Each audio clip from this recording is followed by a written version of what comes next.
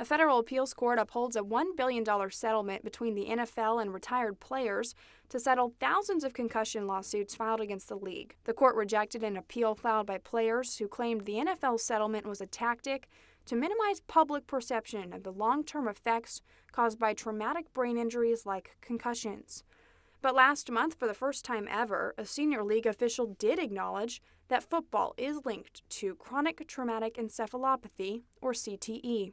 Mr. Miller, do you think there is a link between football and degenerative brain disorders like CTE? Well, certainly, Dr. McKee's research shows that a number of retired NFL players were diagnosed with CTE. So the answer to that question is certainly yes, but there's also a number of questions that come with that. 96% of deceased NFL players test positive for CTE, but the league is still refusing to admit a direct cause and effect relationship between the game and the brain disease.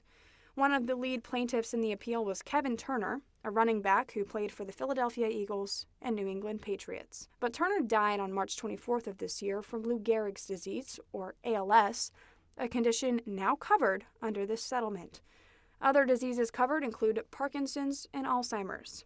But after years of accusations that the NFL hid the risks of concussions and knowingly sent players back on the field when they shouldn't, the settlement now means the league may never have to reveal what it knew when about the treatment and risks of concussions.